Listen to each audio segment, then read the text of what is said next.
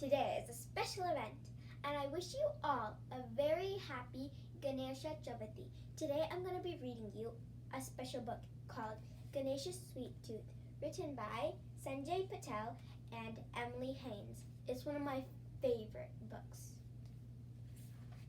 Let's get started.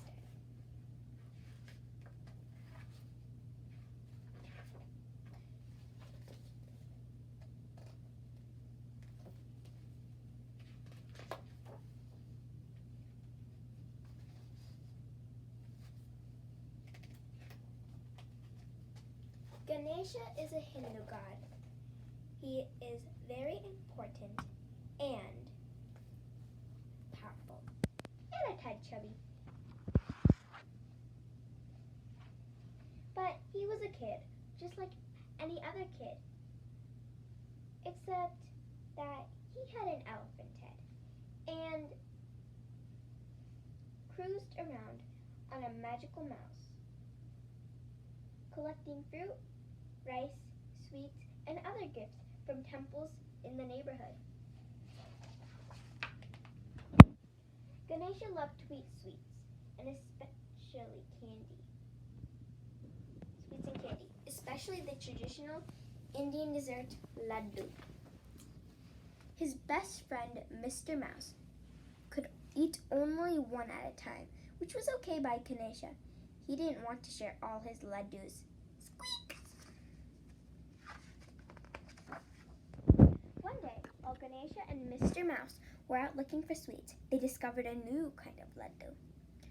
The Super Jumbo Jawbreaker Laddu.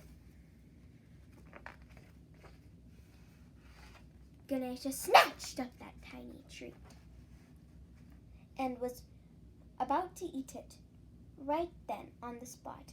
Wait! Squeaked Mr. Mouse. Don't eat it! It's a jawbreaker. It'll break your tusks. But I'm a god, said Ganesha. I'm invincible. Ganesha popped the laddu in his mouth. He bit down and snap! Squeak! Oh no, Mr. Mouse yelled.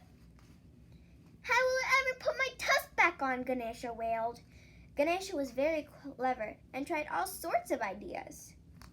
What if I tie it on with string? What if I stick on with glue?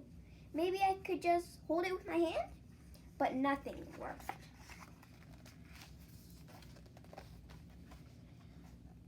It looks lopsided, he said. Everyone will laugh at me. No, they won't, said Mr. Mouse.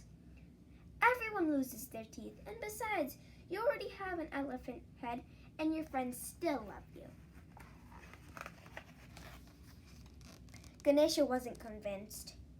He thought he looked awful. He took all his anger and frustration and hurled his tusk at the moon, but the tusk didn't hit the moon. It sailed over a bush and hit the head of an old man who was walking by. Dunk! Is this your tusk? Said the old man. I'm sorry, said Ganesha. I didn't mean to hit you. I was aiming for the moon. What's your name? I'm Ganesha, and this is Mr. Mouse. You're Ganesha? The old man exclaimed. I've been looking for you. I'm Vaisa, the poet. I need some special scribe for a poem. It's so long that no man could ever write the whole thing. All the pens in the world would break before it was done. I'm not a man, said Ganesha, and I love stories, but I don't have anything to write with. What about your tusk? Vaisa said. That's just a big tooth, Ganesha said. It's a very special tooth, Vaisa explained, handing Ganesha a piece of paper. Give it a try. Ganesha took the paper and pressed down with the tip of his tusk. It made a mark. Ganesha was so excited that he drew a flower and a tree and a picture of Mr. Mouse, along with a few of his other favorite things. I love my task, said Ganesha. I'd be happy to help you. What is the story about? The beginning of things, said Vaisa. It's rather hard to sum up. It's called the Mahabhataram. Excuse me, said Mr. Mouse, jumping off on the end of Ganesha's trunk. I didn't mean to interrupt, but what exactly are the terms of this agreement? It is a very long poem, after all. Can you tell me the whole story in one go, Vaisa? No stopping?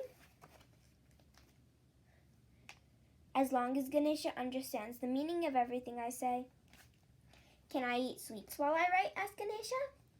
As long as you don't stop writing, said Vaisa. Ganesha and Mr. Mouse agreed. Let's begin. As Vaisa spoke, Ganesha put his tusk to the paper and began writing. So soon, he forgot all about his super jumbo jawbreaker, Laddu, and how funny he looked. He even forgot about the sweets he wanted to eat. Long ago, Vaisa said, there lived a very brave king of Hastinapur. One day, when he was out hunting, he happened upon a beautiful woman sitting on the banks of the Ganga River.